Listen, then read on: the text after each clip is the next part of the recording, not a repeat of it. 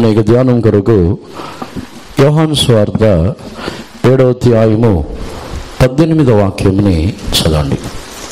యోహాను సువార్త 7వ అధ్యాయము 18వ వాక్యము.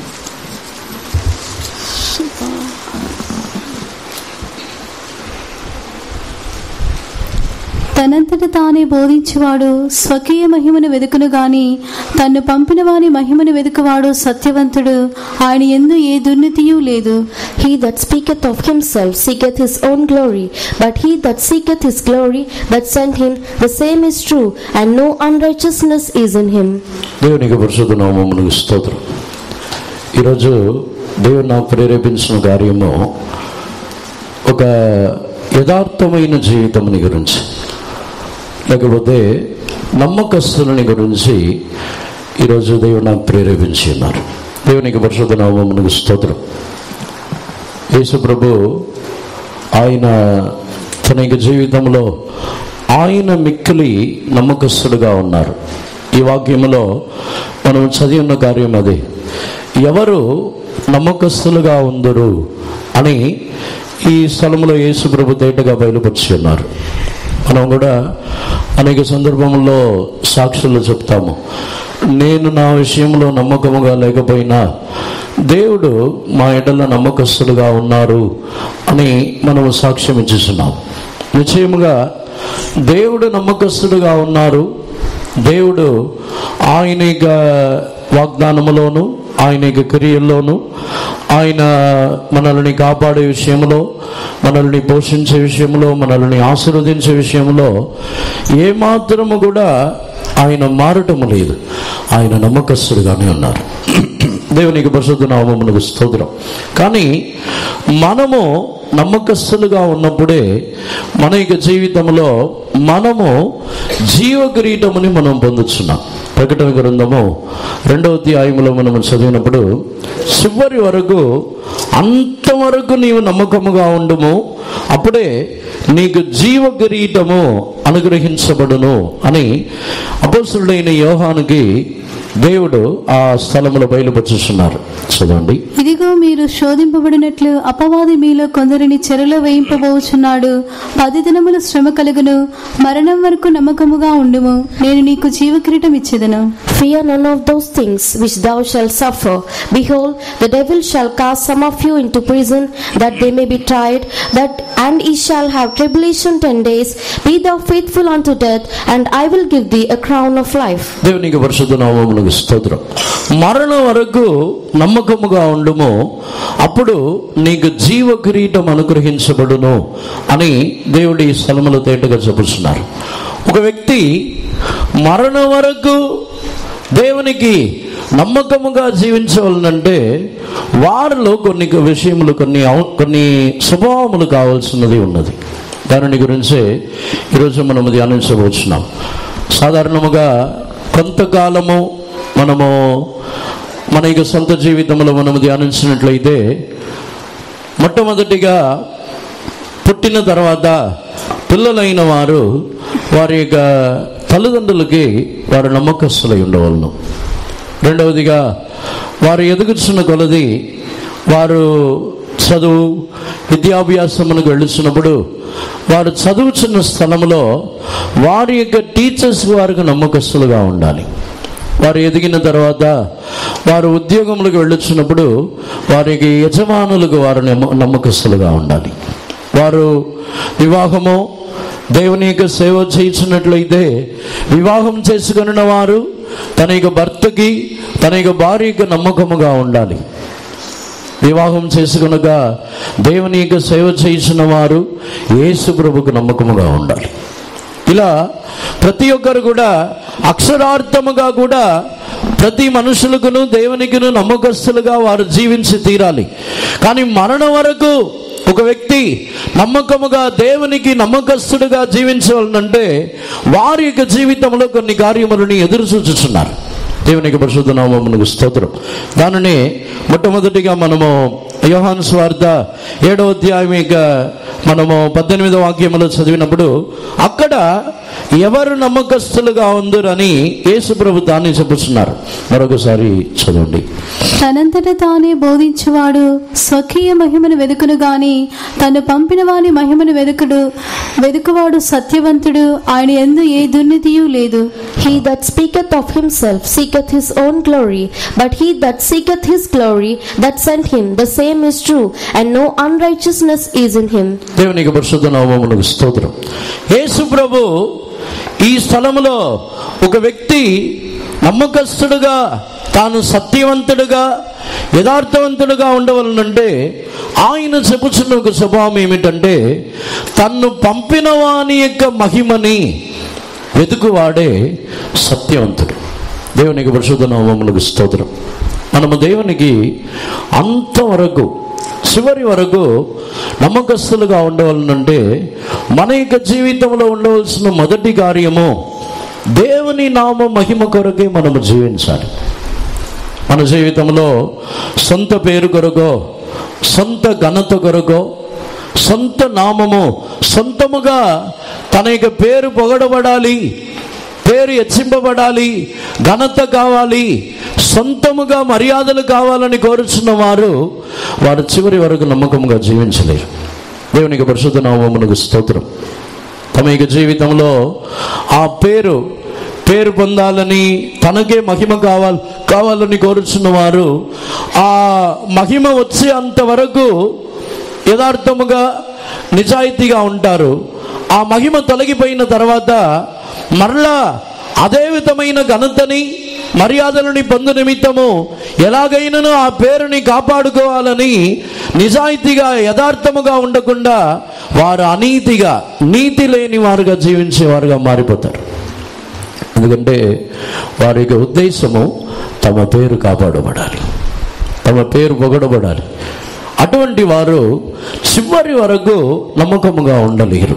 దేవునికి పరిశుద్ధ నామమునకు స్తోత్రం. చివరి వరకు దేవుని కొరకు నమ్మకముగా ఉండవలనంటే తమ యొక్క పేరు, తమ యొక్క మహిమ, తమకు ఘనత, తమకు హెచ్చింపు వీటిని కాకుండా దేవుని నామం మహిమపరచబడాలి, దేవుని నామము నా ద్వారా హెచ్చింపబడాలి, దేవుని యొక్క నామమే పొగడబడాలనే ఉద్దేశంతో జీవించేవారు చివరి వరకు నమ్మకముగా ఉంటారు. కొన్ని సందర్భంలో మన యొక్క పేరు పొగడబడకపోయినను, మన యొక్క పేరు ఘనపరచబడకుండా, హెచ్చింపబడకుండా పోయినా, మన పేరు బయటకు రాకపోయినా దేవుని నామం మహిమపరచబడుతున్నది. అటువంటి సందర్భములలో వారు దేవుని నామ మహిమ కొరకు జీవించేవారే నమ్మకముగా ఉంటారు. లోకములో కూడా చూడవచ్చు, దేవుని నామ మహిమ కొరకు జీవించని వారు, సొంత పేరు కొరకు జీవించేవారు కొంతకాలం ఆ పేరు కొరకు నమ్మకముగా ఉండి ఆ పేరుని తర్వాత దానిని కాపాడుకొనుటకు వారు నమ్మకమైన అనుభవముని వదిలేసి వారు నిజాయితీగా లేకుండా మారిపోతున్నారు. ఎందుకంటే ఆ పేరుని కాపాడుకోవాలి, ఆ ఘనతని కాపాడుకోవాలి, ఆ పదవిని కాపాడుకోవాలి, ఆ మహిమని కాపాడుకోవాలని వారి యొక్క జీవితంలో ఉన్న నమ్మకమైన అనుభవముని వారు విడిచిపెట్టుచున్నారు. దేవునికి పరిశుద్ధ నామమునకు స్తోత్రం. అందుకే మొట్టమొదటిగా మన యొక్క జీవితంలో దేవుని యొక్క నామ మహిమ కొరకు జీవించకపోతే మన యొక్క జీవితంలో నిశ్చయముగా మనము ఆయన కొరకు చివరి వరకు మనము నమ్మకముగా మనము జీవించలేము. దేవుని యొక్క పరిశుద్ధ నామమునకు స్తోత్రం. రెండవదిగా, ఒక వ్యక్తి నమ్మకమైన వాడు నమ్మకముగా ఉండవలనంటే సామెతల్లో 28వ అధ్యాయంలో 20వ వాక్యమునకు వచ్చినట్లయితే చదవండి. సామెతలు 28వ అధ్యాయము 20వ వాక్యం. నమ్మకమైన వానికి దీవెనలు మెండుగా కలుగును, ధనవంతుడొకటుకు ఆతురపడివాడు శిక్షనందకపోడు. A faithful man shall abound with blessings, but he that maketh haste to be rich shall not be innocent. ధనవంతుడొకటుకు ఆతురత పడుచున్నవాడు శిక్షనందకపోడు. దేవునికి పరిశుద్ధ నామమునకు స్తోత్రం. ఇక్కడ సొలొమోను నమ్మకమైన వాడు నిండుగా దీవెనలని పొందును. దానిని బట్టి చూసినట్లయితే ఒక వ్యక్తి చివరి వరకు దేవునికి నమ్మకస్తుడుగా, దేవుని ఎదుట యథార్థవంతులుగా జీవించవలనంటే వారు ధనవంతులవ్వాలని కోరుకోకూడదు. ఎవరైనా సరే భూమిలో జీవించే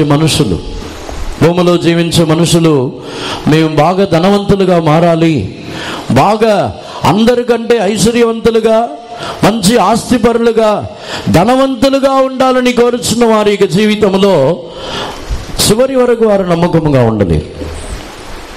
దేవునికి పరిశుద్ధ నామమునకు స్తోత్రం. ఎందుకంటే వారి జీవితంలో ఆ ఐశ్వర్యము సంపాదించుటకు ఏమైనా చేయగలరు. ధనవంతులు అవ్వాలని కోరుచున్న వారు అబద్ధమాడి ఆ ధనముని సంపాదిస్తారు. ధనవంతులు అవ్వాలని కోరుచున్న వారు ఇతరుల యొద్ద అన్యాయముగా తీసుకుంటారు, అన్యాయముగా సంపాదిస్తారు, అన్యాయముగా వడ్డీ పుచ్చుకుంటారు. ధనవంతులు అవ్వాలని కోరుచున్న వారు తమ జీవితంలో ఇతరుల ఎదుట యథార్థముగా, న్యాయముగా పనిచేయరు. వారు చేసే ఉద్యోగములలో తాము పడుచున్న శ్రమలకు తగిన జీతమో, ఉద్యోగములో కూలియో తీసుకొనకుండా ఆ పనిని పెంచుతూ ఉంటారు. ధనవంతులు అవ్వాలని కోరుచున్న వారి జీవితంలో యథార్థముగా పని కూడా చేయరు. ధనము కావాలి కానీ వారి యొక్క శరీరములో శ్రమలని పడరు. దేవునికి పరిశుద్ధ నామమునకు స్తోత్రం. అందుకే ధనవంతుడు అవ్వాలని కోరుచున్న వాడు శిక్షనందుకపోడు. దేవుడు యథార్థవంతులని, నమ్మకస్తులని నిండుగా, పూర్ణముగా వారిని ఆశీర్వదించుతున్నారు. మనం ధనవంతులు అవ్వాలని కోరుచున్నామా? ధనముని సంపాదించాలి, బాగా ధనముని సమకూర్చుకోవాలి, బాగా మన జీవితంలో ఏ విధముగానైనా ఎలాగైనా లాభముని సంపాదించి ధనముని సంపాదించాలని కోరుచున్నామా? దేవునికి పరిశుద్ధ నామమునకు స్తోత్రం. దేవునికి యథార్థవంతుడుగా, దేవునికి నమ్మకస్తుడుగా ఉండాలని కోరుచున్న వారు ధనముని ద్వేషించాలి, ధనవంతులుగా మారాలని కోరుకొనకూడదు.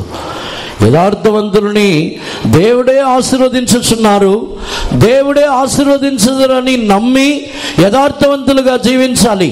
యథార్థవంతులుగా జీవించటమని మాని వేరే దుర్వ్యాపారములో, లేకపోతే ధనముని సంపాదించుటకు అబద్ధమాడి, ఇతరులని అన్యాయము చేసి ధనముని సంపాదించుటకు వేరే ఏమైనా మన జీవితంలో తప్పైన త్రోవలో వెళ్ళి సంపాదించాలని కోరుకున్నట్లయితే వారు దేవునికి చివరి వరకు నమ్మకముగా ఉండలేరు. చివరి వరకు ఒక వ్యక్తి నమ్మకస్తుడిగా ఉండాలంటే వారు ధనాపేక్ష లేని వారే ఉండాలి. ధనముని కోరుచున్నవాడు చివరి వరకు నమ్మకముగా ఉండలేడు.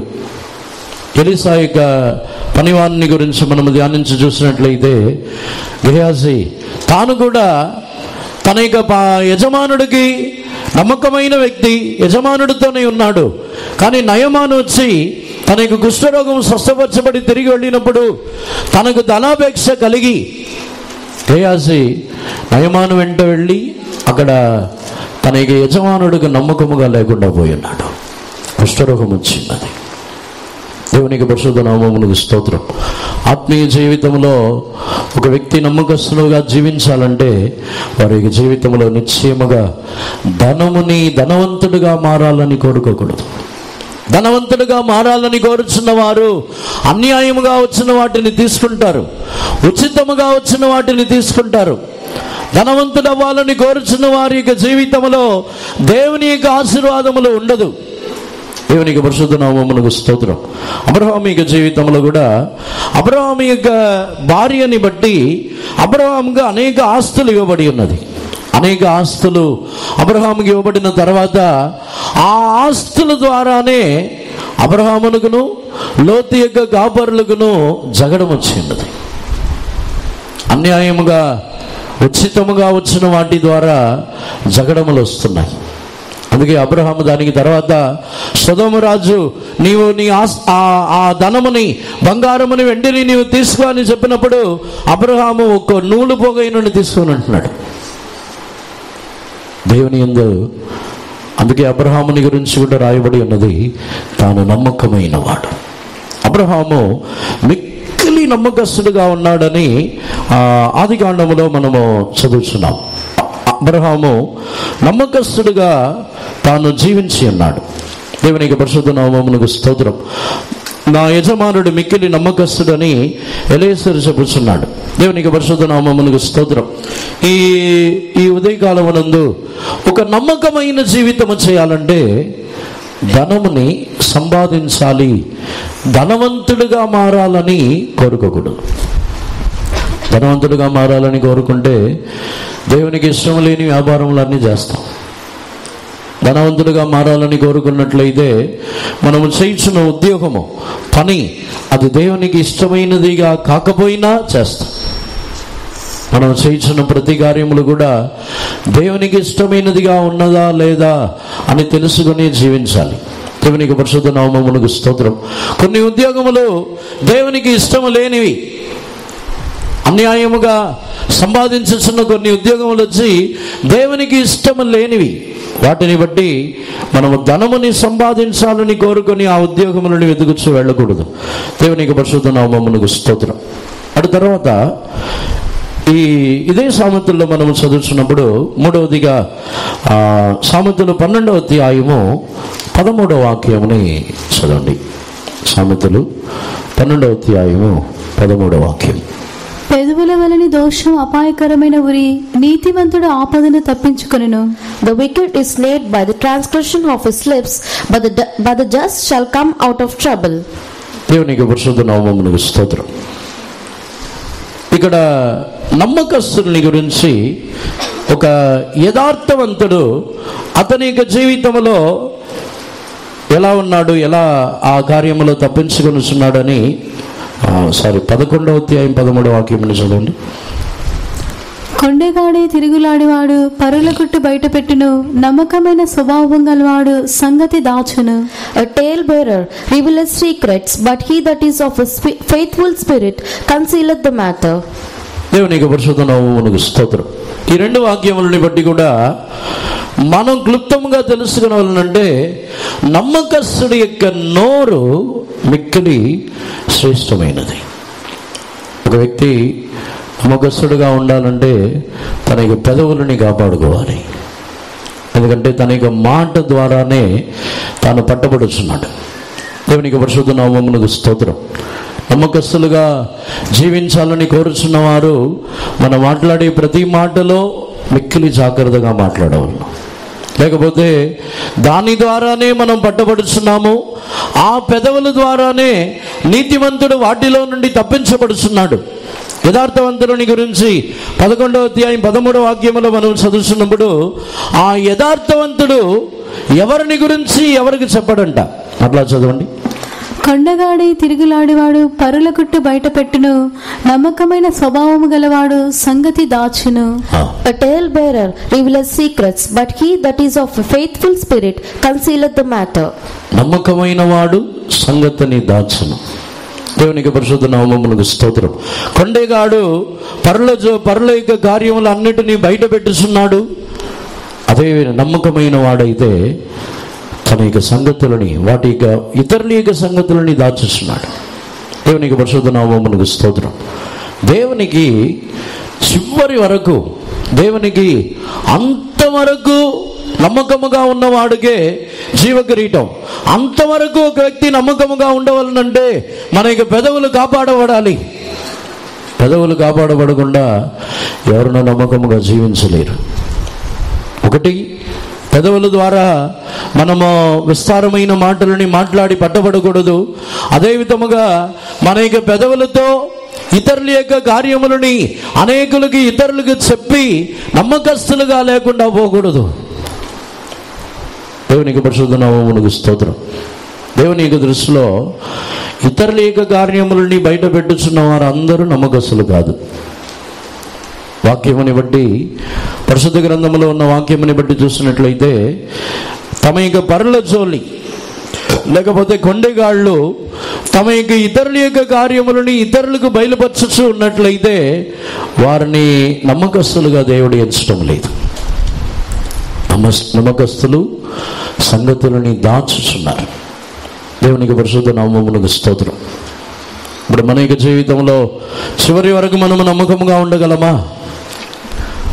చివరి వరకు నమ్మకముగా ఉండుటకు ఒకరి కార్యముని ఒకరికి చెప్పకుండా ఉన్నామా? ఒకరి విషయములని మరొకరికి తెలియపరచకుండా ఉన్నామా? ఒక వ్యక్తి వారి యొక్క విషయముని ఇతరులకు వారి యొక్క పాపమో దోషమో వారి యొక్క అక్రమములో వారి యొక్క అనీతి అయిన కార్యములో ఇతరులకు తెలియపరచుచున్న వారు నమ్మకస్తులే కాదు. దేవుని దృష్టిలో వారు నమ్మకస్తులుగా జీవించలేరు. దేవునికి పరిశుద్ధ నామమునకు స్తోత్రం. దేవుడు ఎందుకు ఆయన నమ్మకస్తుడుగా ఉన్నారంటే, మొదటి యోహానులో మనం చదువుతున్నప్పుడు, మొదటి అధ్యాయములో 9వ వాక్యములో చదువుతున్నప్పుడు, ఆయన నమ్మకస్తుడని ఎందుకు పిలువబడుతున్నారంటే, ఆయన మన యొక్క పాప దోషములు అన్నిటినీ క్షమించుటకు ఆయన నమ్మకస్తుడుగా ఉన్నారు.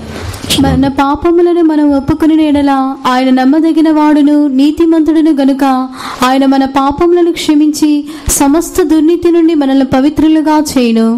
If we confess our sins, he is faithful and just to forgive us our sins and to cleanse us from all unrighteousness. ఆయన నమ్మదగిన వాడును నీతిమంతుడును గనుక ఆయన మన పాపములను క్షమించుచున్నారు. పాపములను బయట పెట్టరు. దేవునికి పరిశుద్ధ నామమునకు స్తోత్రం. దేవునికి ఒక వ్యక్తి చివరి వరకు అంతవరకు నమ్మకస్తుడుగా ఒక వ్యక్తి నిలబడాలి, అంతవరకు నమ్మకముగా జీవించాలంటే వారి జీవితంలో ఇతరుల యొక్క పాపములని క్షమించి కప్పుచున్న వారై ఉండాలి. లేకపోతే చివరి వరకు వారు నమ్మకంగా ఉండలేరు. వారు దేవునికి పరిశుద్ధ నామమునకు స్తోత్రం కొండెమలాడి వారితో వీరితో ఇతరులతో చెప్పి అలవాటైపోయిన వారి యొక్క జీవితంలో వారు నమ్మకస్తులుగా జీవించలేరు. దేవునికి పరిశుద్ధ నామమునకు స్తోత్రం. సాధారణంగా దాని నుంచి చూసినట్లయితే కొన్ని సందర్భముల్లో కొండెమలాడు వారు వచ్చి ఒక మంచి పొజిషన్లో ఉంటారు.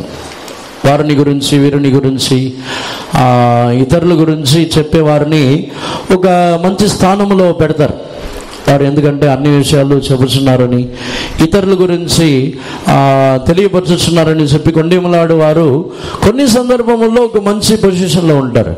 కానీ అదే పరిస్థితి మారిపోయిన తర్వాత ఆ కొండెమలాడుచున్న వారు ఒక సందర్భంలో ఎవరైతే హెచ్చించి ఉన్నారో, ఎవరైతే వారిని గొప్ప స్థానంలో ఉంచి ఉన్నారో వారిని గురించే కొండెమలాడుతారు. అప్పుడు వారి యొక్క స్థానము తీసివేయబడిద్ది, వారి యొక్క పరిస్థితులు మారుతాయి. అప్పుడు వారుకును నమ్మకముగా ఉండలేరు. ఇప్పుడు వారి గురించి వేరే ఒకరి దగ్గరికి వెళ్తారు, ఒకరితో ఉండరు. వారు వచ్చి వారు నిజముగా దేవుని ఎదుట యథార్థముగా ఉండలేరు. ఒక్కొక్కరి దగ్గర వేషమారుచు ఉంటారు. కొండెమలాడుచున్న వారు ఒక వ్యక్తిని గురించి మరొక వ్యక్తితో వారు వెళ్ళి కొండెమలాడుచున్న వారుగా ఉన్నట్లయితే ఆ ఎవరిని గురించి చెప్పి ఉన్నారో వారి ఎదుట యథార్థముగా మాట్లాడరు, వేషం మారుతారు. వారి ఎదుట ఏదో మంచి ప్రేమ కలిగిన వారిలాగా వారి ఎదుట చూసినట్లయితే వారి యొక్క నవ్వు, వారి యొక్క మాటలు అన్నీ మారుతాయి, అన్నీ ఫేక్ నవ్వు. దేవునికి పరిశుద్ధ నామమునకు స్తోత్రం. కొండెమలాడు వారి యొక్క నవ్వుని మనం చూస్తే అర్థమైంది. కొంతమంది నవ్వినప్పుడు వారి యొక్క నవ్వు నిజమైనదా లేకపోతే ఫేకా అని తెలుస్తుంది. అది నిజమా లేకపోతే ఆ నవ్వులో వేరే ఏమైనా కొండెమలాడే ఒక స్వభావం ఉందా అని తెలిసిపోయింది. దేవునికి పరిశుద్ధ నామమునకు స్తోత్రం. నవ్వినప్పుడు కూడా జాగ్రత్తగా నవ్వండి, మీ నవ్వులో తెలిసిపోయింది. దేవునికి పరిశుద్ధ నామమునకు స్తోత్రం. ఇక్కడ ఈ సామెతల్లో సొలొమోను తేటగా ఈ కార్యమని చెప్పుచున్నాడు. కొండెమలాడు వారిని నమ్మకస్తులేక లిస్టులోనే ఉంచలేదు. ఒకరిని గురించి మరొకరికి తెలియపరచుచున్న వారు చివరి వరకు నమ్మకముగా ఉండరు. వారు తమతో ఉన్న వారికిను వారు దేవునికిను నమ్మకముగా జీవించలేరు. తమతో ఉన్న వారితో కూడా రెండు విధములుగా జీవిస్తారు, రెండు నాలుగుతో ఉంటారు. తమతో ఉన్న వారితో యథార్థముగా మాట్లాడరు, రెండు నాలుగుతో మాట్లాడతారు. ఇతరులు దేవుని ఎదుట కూడా అటువంటి వారు తమ యొక్క జీవితంలో యథార్థముగా మాట్లాడలేరు. దేవునికి పరిశుద్ధ నామమునకు స్తోత్రం. కొండెములాడు వారు యేసు ప్రభుకి అసహ్యమైన వారు. దేవునికి పరిశుద్ధ నామమునకు స్తోత్రం. యేసు ప్రభు యొద్దకు వచ్చి కొంతమంది శిష్యుల గురించి, వారు మీ శిష్యులు ఇలా ఉన్నారు, మీతో ఉన్నవారు ఈ విధముగా ఉన్నారని చెప్పినప్పుడు అది నిజమైన విషయమే అయినా సరే యేసు ప్రభు దానిని తీసుకోవట్లేదు. వారు వచ్చి చెప్పే కంప్లైంట్స్ని తీసుకోవట్లేదు. వారు కంప్లైంట్ చెప్పిన తర్వాత మీరు ఈ విధముగా ఉండుడి, మీరు ఇలాగ చేయుడని చెప్పుతున్నారు తప్ప ఎవరి గురించి కంప్లైంట్ చేస్తున్నారో వాటిని తీసుకోవట్లేదు. ఎందుకంటే కొండెములాడి ఇలా ఫిర్యాదులు చేయించిన స్వభావం దేవునికి వారు నమ్మకస్తులుగా ఉండలేరు. యేసు ప్రభును, మోషేను వారు దేవుని ఎదుట, దేవుని ఇంటిలో వారు నమ్మకస్తులుగా ఉండటకు కారణమే వారు ఏమాత్రము కూడా ఫిర్యాదులు చేయించిన వారు కాదు. వారు వచ్చి హెబ్రీయులకు రాసిన పత్రికలో కూడా మోషేని గురించి రాయబడి ఉన్నది. మోషే ఒక పరిచారకుడు వలె దేవుని ఇంటిలో నమ్మకస్తుడుగా ఉన్నాడు. దానికి కారణం ఏమిటంటే మోషే వచ్చి దేవుని యొక్క జనులని గురించి వెళ్ళి కంప్లైంట్ చేయట్లేదు, విజ్ఞాపన చేయిస్తున్నాడు. ప్రభా వారిని నశింపచేయొద్దు, ప్రభా వారిని ఎంత మాత్రమును త్రోసివేయవద్దు, వారు నశించిపోకూడదు, మరణించకూడదు, వారి యొక్క పాపములు వారి మీద మోపబడకూడదు. అందుకే మోషే దేవునికి నమ్మకస్తుడు. దేవునికి పరిశుద్ధ నామమునకు స్తోత్రం. దేవునికి ఒక వ్యక్తి నమ్మకస్తుడుగా ఉండవలనంటే వారు తమ యొక్క నోటిని, నాలుకని కాపాడుకోవాలి. నాలుకని కాపాడుకునని వారు దేవునికి నమ్మకస్తులుగా జీవించలేరు. చివరి వరకు వారు ఉండలేరు. వారు కొంతకాలం, కొండెములాడు వారు వచ్చి కొంతకాలం బాగుంటారు, కొంతకాలం బాగానే ఉంటుంది, కొంతకాలం వారే దగ్గర ఉంటారు, కొంతకాలం వాళ్ళే మంచి పొజిషన్లో ఉంటారు, కొంతకాలం వచ్చి కొండెములాడే వారే ఒక మంచి వ్యక్తులుగా, వారే చాలా మంచి వారిలాగా అనిపిస్తుంది. కానీ కొంతకాలమునకు అవన్నీ మారిపోయి వీరి యొక్క వేషం బయటపడింది. అప్పుడు చివరి వరకు వారు నిలబడలేరు. దేవునికి పరిశుద్ధ నామమునకు స్తోత్రం. యేసు ప్రభు ఇటువంటి కొండెములాడు వారిని గురించే వేషధారులారా అని చెప్పుతున్నారు. ఎందుకంటే ఇటువంటి వారు సమయమునకు తగిన విధముగా వేషం మారుతారు, మనుషులకు తగిన విధముగా మారుతారు, నమ్మకముగా జీవించలేరు, నమ్మకస్తులుగా ఉండలేరు. దేవునికి పరిశుద్ధ నామమునకు స్తోత్రం. అటు తర్వాత ఈ నమ్మకస్తులైన జీవితముని చేయించిన వారి యొక్క జీవితంలో మరలో హెబ్రీయులకు రాసిన పత్రిక 3వ అధ్యాయము 5వ వాక్యం చదవండి.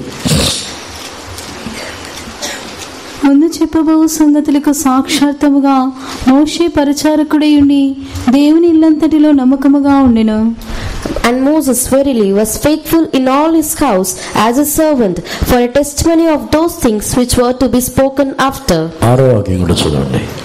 అయితే క్రీస్తు కుమారుడై ఉండి ఆయన ఇంటి మీద నమ్మకముగా ఉన్నాడు. ధైర్యమును నిరీక్షణ వలన ఉత్సాహమును తుదమట్టుకు స్థిరముగా చేపట్టిన ఎడల మనమే ఆయన ఇల్లు. But Christ as a son over his own house, whose house are we, if we hold fast the confidence and the rejoicing of the hope firm unto the end. దేవునికి పరిశుద్ధ నామమునకు స్తోత్రం. మోషే నమ్మకస్తుడుగా ఉన్నాడు, యేసు ప్రభు కూడా నమ్మకస్తుడుగా ఉన్నారు. ఇక్కడ రెండు అనుభవములని చూడొచ్చు. ఒకటి, మోషే వచ్చి పరిచారకుడుగా నమ్మకస్తుడుగా ఉన్నాడు. రెండవదిగా యేసు ప్రభు కుమారుడై ఉండి నమ్మకస్తుడుగా ఉన్నారు. వ్యక్తి చివరి వరకు నమ్మకముగా జీవించాలంటే వారు ఈ రెండు అనుభవములు గలవారుగా ఉండాలి. వారు తమను ఒక పరిచారకుల వలె ఎంచుకోవాలి. దేవునికి నమ్మకస్తులుగా, యథార్థవంతులుగా జీవించాలని కోరుచున్న వారు తమ యొక్క జీవితంలో తామేదో గొప్పవారని, తామేదో యజమానులని, తాము పైన ఉండి నడిపించేవారని, తాము ఎంతో గొప్ప స్థానములో ఉన్నవారము, అధికారం గలవారము, తమ్మును దేవుడు అధికారములో ఉంచి ఉన్నారని అనుకొనిచున్న వారు ఎవరు నమ్మకంగా ఉండలేరు. దేవునికి పరిశుద్ధ నామమునకు స్తోత్రం. మోషే ఇశ్రాయేలు జనులు 6 లక్షల మంది పురుషులు, 6 లక్షల మంది పురుషులు, స్త్రీలు, పిల్లలందరూ కలిపినట్లయితే ఇంచుమించుగా 20 లక్షల మంది.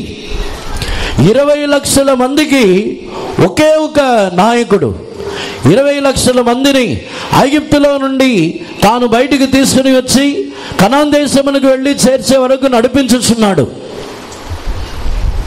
ఆ మోషే నమ్మకముగా ఉండటానికి కారణము 20 లక్షల మందికి నేను అధికారిని అని అనుకోలేదు. 20 లక్షల మందికి నేను ఒక అధిపతిని, 20 లక్షల మంది నా యొక్క స్వాధీనములో నా మాటే వినాలి, 20 లక్షల మంది నేను చెప్పినట్టే లోబడాలి, లేకపోతే 20 లక్షల మంది నేను ఎలా నడిపించుచున్నానో అలాగే నడవాలని చెప్పట్లేదు. మోషే వచ్చి ఆయనకి ఇంటిలో ఒక పరిచారకుడు వలె నమ్మకస్తుడుగా ఉన్నాడు. పరిచారకుల యొక్క మనస్సు లేకపోతే వారు నమ్మకస్తులుగా జీవించలేరు. ఎవరైనా ఒక వ్యక్తి మీద నేను అధికారిని, ఒక వ్యక్తి మీద నేను యజమానుణ్ణి, ఆ వ్యక్తి కంటే పైన నేనున్నాను అని ఎవరైనా అనుకున్నట్లయితే వారి జీవితంలో చివరి వరకు వారు నమ్మకంగా ఉండలేరు. దేవునికి పరిశుద్ధ నామమునకు స్తోత్రం. ఆ అధికారములో వారి యొక్క జీవితంలో ఉన్న గర్వము ఇంకనూ అధికమైన స్థానముని కోరి వారు పడద్రోయబడుచున్నారు. దేవదూతలు కూడా వారికి ఇవ్వబడి ఉన్న పరిచర్యలో వారిని దేవుడు పరిచారకులుగానే సృష్టించి ఉన్నారు.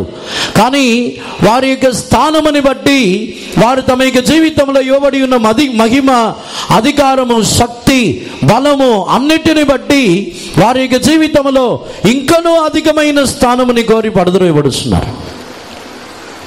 దేవదూతలను సృష్టించినది పరిచారకులుగానే, కానీ వారికి శక్తి ఇవ్వబడింది, వారికి బలం ఉంది, మహిమ ఉంది, వారికి సౌందర్యం ఉన్నది. వారి యొక్క జీవితంలో ఒకే దూత ఒకే రాత్రి 1,85,000 మందిని చంపగలిగిన బలము గలవాడు. కానీ వారు పరిచారకులుగానే ఉండాలి. దేవునికి పరిశుద్ధ నామమునకు స్తోత్రం. చివరి వరకు ఆ దూతలు దేవునికి నమ్మకముగా లేకుండా పడద్రోయబడుటకు కారణమే వారి యొక్క జీవితంలో వారిని పరిచారకులుగా ఎంచుకోలేదు, అందుకే పడద్రోయబడ్డారు. ఇప్పుడు మనం పరిచారకులుగా అనుకుంటున్నామా, లేకపోతే మన క్రింద చాలామంది ఉన్నట్టు ఫీల్ అవుతున్నామా? మన కింద ఎవరైనా ఉన్నారా? నా కిందనే వారు, నేనే వారికి పైన, నేనే వారికి అధికారిని, నేనే యజమానుణ్ణి. ఉద్యోగ స్థలములలోనైనా సరే, ఇంటిలో ఉన్నప్పటికైనా సరే, సమాజంలో ఉన్నప్పటికైనా దేవుడు మనకి ఎటువంటి హెచ్చింపునిచ్చినను మనం పరిచారకులమే. దేవుడు మనకు ఎటువంటి అధికారముని, స్థానముని ఇచ్చినను ఆ జనులకి పరిచారము చేయటకి ఇవ్వబడిన స్థానమే తప్ప అధికారముని చూపించడానికి ఇవ్వబడిన స్థానము కాదు. లేకపోతే మోషే 20 లక్షల మందికి నేను అధిపతిని చెప్పి నాకు పరిచారము చేయటకు మనుషులు కావాలని పిలవలేదు ఎవరిని. మోషే ఎవరినైనా పిలిచాడా? మోషే వచ్చి నేను ఇంతమందికి అధిపతిని, నాకు పరిచర్య చేయటానికి, నాకు పరిచారం చేయటానికి మనుషులు కావాలని మోషే అడగలేదు. తానును పరిచారకుడుగానే ఉన్నాడు. దేవునికి పరిశుద్ధ నామమునకు స్తోత్రం. దేవుని యొక్క జనుల్ని 20 లక్షల మందిని నడిపించగలిగిన ఒక వ్యక్తి అయినను సరే, మోషే తాను పరిచారకుడు వలె నమ్మకస్తుడుగా ఉన్నాడు. దేవునికి పరిశుద్ధ నామమునకు స్తోత్రం. రెండవదిగా యేసు ప్రభు ఆయన ఇల్లంతటిలో నమ్మకస్తుడుగా ఉన్నారంటే దానికి కారణము ఆయన కుమారుడు వలె ఉండి నమ్మకస్తుడుగా ఉన్నారు. దేవునికి పరిశుద్ధ నామమునకు స్తోత్రం. కుమారుడు వలె నమ్మకస్తుడుగా ఉండటం అని చెప్పినట్లయితే ఆత్మీయ జీవితంలో మనము దేవుని ఇంటిలో దేవునికి నమ్మకస్తుడుగా ఉండటం అంటే దేవునికిను మనకును ఉన్న సంబంధముని బట్టి మనము నమ్మకస్తులుగా ఉంటాం. చివరి వరకు నమ్మకస్తులుగా ఉండాలంటే నేను ఏదో ఎక్కడో నుండి వచ్చి ఉన్నాను, ఏదో అన్యజనులము, మేము వేరే, వారు వేరే అని కాదు. నేను దేవుని కుమారుణ్ణి, నేను కుమారుడు వలె నమ్మకముగా ఉండాలని కోరుకోవాలి. చివరి వరకు, అంతవరకు ఒక వ్యక్తి నమ్మకస్తుడిగా జీవించవలనంటే వారు తమ యొక్క జీవితంలో దేవుని యొక్క పిల్లలుగా, నేనును ఆయన యొక్క కుమారుణ్ణి, ఆయన యొక్క కుమార్తెని అని మన యొక్క జీవితంలో మనల్ని తగ్గించుకొని ఆయన ఎదుట మనము సమర్పించుకున్నప్పుడే మన యొక్క జీవితంలో మనము నమ్మకస్తులుగా ఉండగలం. లేకపోతే కుమారులు అనే తలంపు, కుమార్తెలు అనే తలంపు లేకపోతే ఒక ఇంటిలో ఒక కుమారుడు కుమార్తెకి ఉన్న ఆ బాధ్యత ఆ ఇంటిలో ఉన్న పనివారికి ఉండదు. ఒక ఇంట్లో ఉన్నప్పుడు ఆ ఇంటిలో ఉన్న వస్తువుల గురించో లేకపోతే వేరే ఏ కార్యముని గురించి అయినా ఒక కుమారుడికి కుమార్తెకి ఉన్న బాధ్యత వచ్చి పనివారికి ఉండదు. ఆ వస్తువు కాపాడబడాలి, ఆ వస్తువు పాడైపోకూడదు, దానిని శుభ్రము చేయాలి. ఇప్పుడు దేవుని ఇంట్లోనైనా సరే, దేవుని ఇంటిలో నేను దేవుని యొక్క కుమారుణ్ణి అనే తలంపు లేకపోతే మనం ఒక కూలివారిలాగానే పనిచేస్తాం, కూలివారిలాగానే ఉంటాం. దేవుని ఇంట్లో ఒక కుమారుడు వలె నమ్మకముగా మనం ఉండలేము. ఇది దేవుని ఇల్లు, నా తండ్రి ఇల్లు. దేవునికి పరిశుద్ధ నామమునకు స్తోత్రం. యేసు ప్రభు దేవాలయం అని తాను పరిశుద్ధపరచుటకు కారణం ఏమిటంటే అక్కడ తాను కూడా ఒక పనివాడు వలె లేకపోతే వేరే ఒక దాసుడు వలె కాకుండా నా తండ్రి ఇల్లు ఈ విధముగా ఉండవలనని చెప్పుచున్నారు. నా తండ్రి ఇల్లు ఏదో కొందరికి కాదు, నా తండ్రి ఇల్లు కొంతమంది పరిసయ్యులకు మాత్రమే కాదు, అది ఇల్లు, నా తండ్రి ఇల్లు సమస్త జనులకు ప్రార్థన మందిరం అంటున్నారు. దేవునికి పరిశుద్ధ నామమునకు స్తోత్రం. నమ్మకముగా ఉండాలంటే మనము దేవుని యొక్క కుమారులుగా మనల్ని ఎంచుకోవాలి. నేను ఆయన యొక్క కుమారుణ్ణి, ఆయన యొక్క కుమార్తెని, దేవుని ఇంటిలో ఆ విధముగానే ఉన్నాను.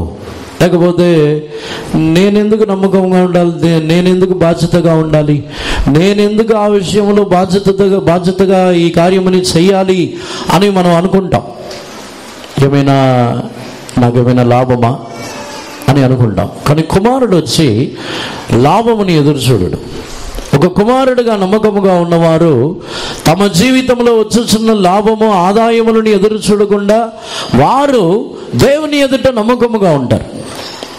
కుమారుడుగా నమ్మకముగా ఉండటం. దేవునికి పరిశుద్ధ నామమునకు స్తోత్రం. మోషే యొక్క నమ్మకములో దీనత్వముని మనం చూడవచ్చు. యేసు ప్రభు యొక్క నమ్మకములో చూసినట్లయితే ఆయన బాధ్యత గలవారై ఆయన సొంతముగా ఆయన యొక్క నమ్మకములో వచ్చి ఆదాయమే లాభమే లేని ఒక నమ్మకం. ఒక వ్యక్తి చివరి వరకు నమ్మకస్తుడుగా ఉండాలంటే లాభముని ఎదురు చూడకూడదు. కుమారుడు లాభముని ఎదురు చూస్తాడా? ఒక తండ్రి ఇంటిలో ఏమైనా కార్యముని చేయాలి, నమ్మకంగా ఉండటానికి లాభం ఎదురు చూస్తాడా? లాభముని ఎదురు చూడడు. లాభముని ఎదురు చూసేవారు వచ్చి కుమారులు కాదు. దేవునికి పరిశుద్ధ నామమునకు స్తోత్రం. అదే యేసు ప్రభు యొక్క నమ్మకం. చివరి వరకు ఒక వ్యక్తి దేవునికి నమ్మకస్తుడుగా ఉండవలనంటే వారు తమ యొక్క జీవితంలో దేవుని యొద్ద నుండి పొందుతున్న ఆదాయములు లాభముని మాత్రమే ఎదురు చూడకూడదు. దేవుని యొద్ద నుండి నాకేమి దొరికి ఉన్నది, దేవుని యొద్ద నుండి నాకేమి లాభం వచ్చి ఉన్నది, దేవుని యొద్ద నుండి నేను ఏ ఆశీర్వాదం పొంది ఉన్నానని అలా లాభముని ఎదురు చూసేవారు చివరి వరకు నమ్మకంగా ఉండరు. ఎందుకంటే ఆ లాభం రాని సమయంలో నమ్మకంగా లేకుండా తొలగిపోతారు. ఏ లాభం, నేను దేవుని దగ్గర ఉండటం వల్ల నాకు లాభం ఏంటి అని చెప్పి దేవుని దగ్గర నుండి తొలగిపోయి వేరే మార్గమునికి వెళ్తారు, వేరే ఒకరి దగ్గరికి వెళ్తారు, వేరే విగ్రహముల దగ్గరికి వెళ్తారు. దేవుని ఎదుట ఉండటం వలన నాకు లాభం ఏంటి? కుమారుడి యొక్క నమ్మకం వచ్చి లాభమునే ఎదురు చూడని ఒక నమ్మకం. ఆయన నమ్మకస్తుడుగా కుమారుడు వలె తనకి ఇల్లంతటిలో ఆయన నమ్మకమైన వాడై ఉన్నాడు.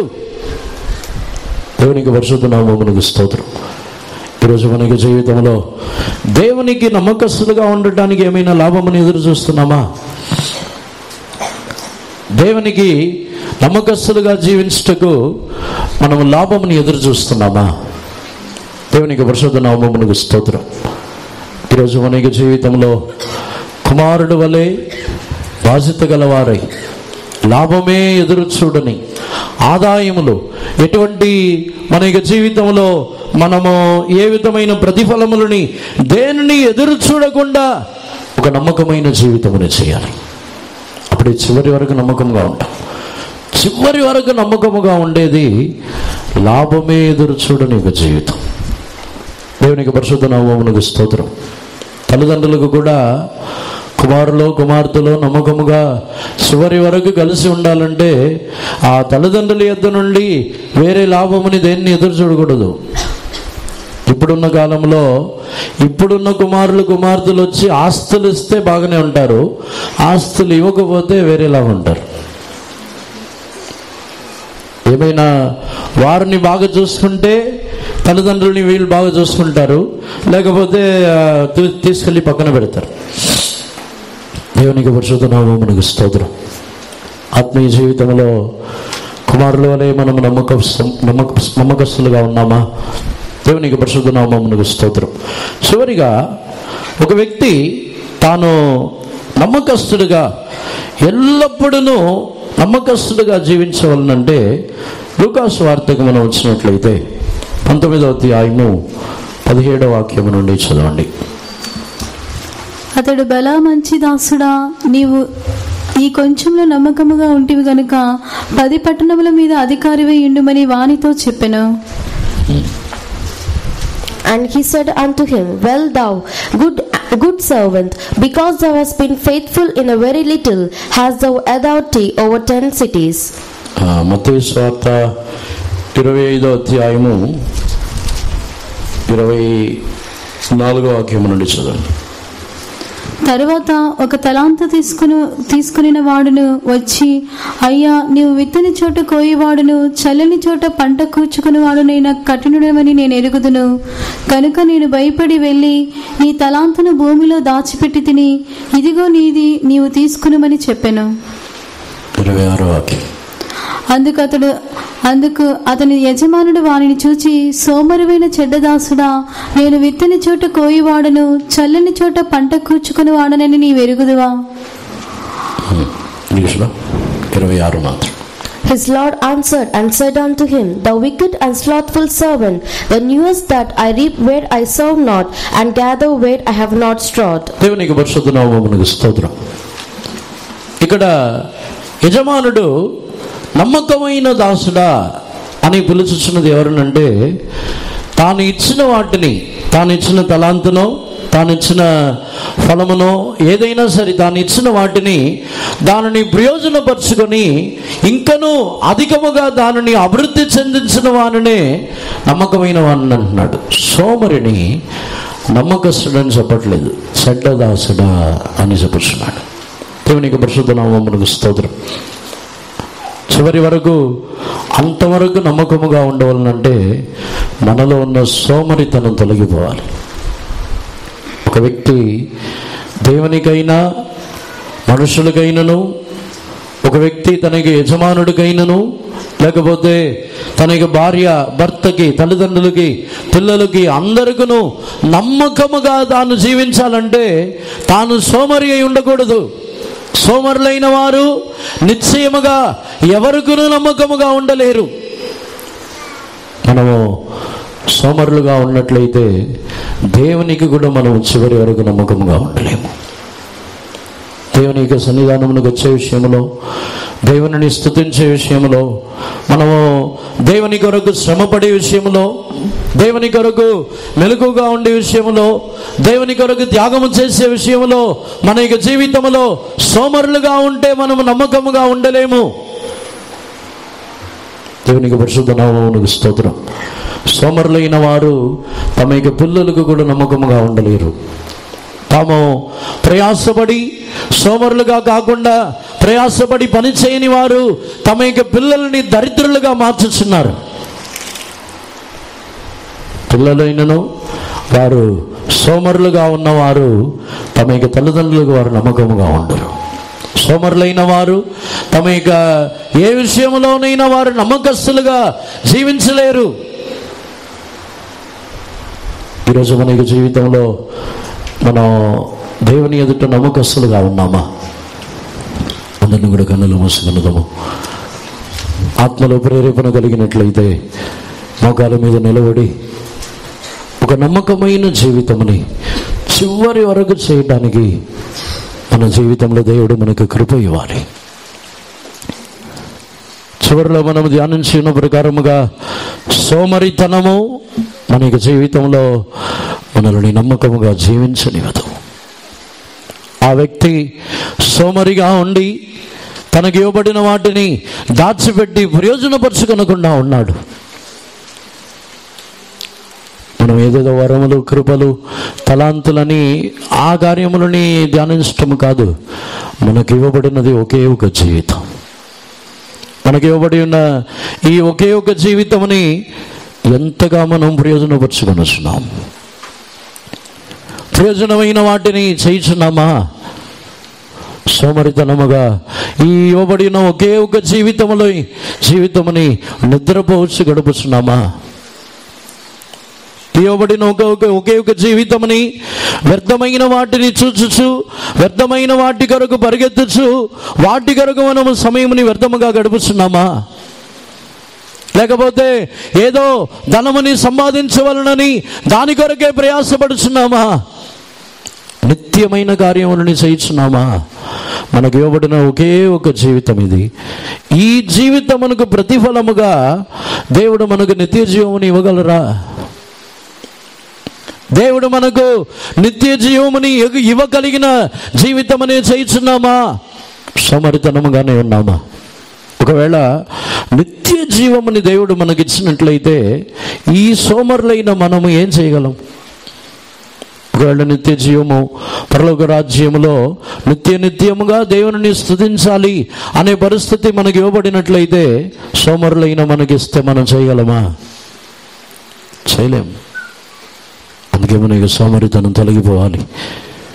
మన జీవితంలో ఆయనతో కూడా యుగాయుగములు ఆయనతో కూడా జీవ కిరీటం పొందిన వారై, జీవ కిరీటం అది అంతవరకు నమ్మకముగా ఉన్నట్లయితే జీవ కిరీటమునిచ్చదను. అంతవరకు చివరి వరకు నమ్మకస్తులుగా ఉండుటకు మనకి జీవితముని మనం సమర్పించుకోవాలి. చివరి వరకు నమ్మకముగా ఉండటానికి దేవుని నామముని మహిమపరచాలి. మన పేరు, మన యొక్క పొగడుదల, మన యొక్క జీవితంలో ఘనత, మర్యాద ఏది మనకు వద్దు. దేవుని నామం మహిమపరచబడితే చాలు. దేవుని నామం మహిమపరచబడాలని కాకుండా తన నామము, పేరు, మహిమ కొరకు జీవిస్తే అది రాకపోతే వారు నమ్మకముగా ఉండరు, ఆ పని చేయరు. ఇప్పుడు ఒక పనిని చేయాలి, ఆ పనిని పూర్తి చేయాలంటే ఆ పని చేసిన తర్వాత వారి పేరు రాదు, వారి పేరు చెప్పబడదు, లేకపోతే వారికి మర్యాద లేదు.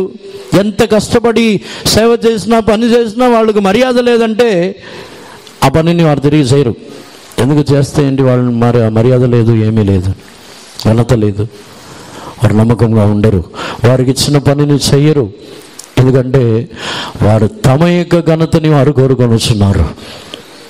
వారు కోరుకున్నది దేవుని మహిమని, దేవుని నామ మహిమని కోరుకున్నట్లయితే తమకు మర్యాద వచ్చినా రాకపోయినా దేవుడిచ్చిన పనిని నిశ్చయముగా చేస్తారు, నమ్మకంగా ఉంటారు, సోమరులుగా ఉండరు. మనం కొండెములాడుచున్నామా? దేవుని ఎదుట నమ్మకముగా ఉన్నామా? నమ్మకమైన వారు క్షమించి దాచుచున్నవారు. నమ్మకము లేని వారే వారు కొండెములాడుచు పరుల కార్యములు అన్నిటినీ బయట చెప్పుచున్నవారు. ఈరోజు మన యొక్క జీవితంలో మనం నమ్మకస్తులుగా మారాలని దేవుడు కోరుచున్నారు. మన విషయంలో, మన కార్యములలో దేవుడిని మిక్కిలి నమ్మకస్తుడుగా ఉన్నారు. ఆయన మిక్కిలి యథార్థవంతుడై ఉన్నారు. మనము కూడా నమ్మకస్తులుగా మారుదాము. నమ్మకస్తులుగా మారినప్పుడు నిండైన ఆశీర్వాదములని దేవుడు మనకిచ్చుచున్నారు. దేవుని ఎదుట నమ్మకస్తులుగా జీవించటకు మనల్ని తగ్గించుకున్నదాము. దేవుని ఎదుట ఒప్పుకొనదాము. అవును ప్రభువా, నేను నమ్మకస్తుడుగా లేను ప్రభువా, మీకు నేను నమ్మకస్తుడుగా లేను, నా పైన ఉన్న వారికి నేను నమ్మకస్తుడుగా లేను, నా తల్లిదండ్రులకు నేను నమ్మకస్తుడుగా లేను, నాకు నేను నమ్మకముగా లేను. కీర్తనలు 12వ అధ్యాయం 12వ కీర్తనలు చదువుతున్నప్పుడు కొందరు తమ యొక్క స్నేహితులకు కూడా నమ్మకముగా లేరంట.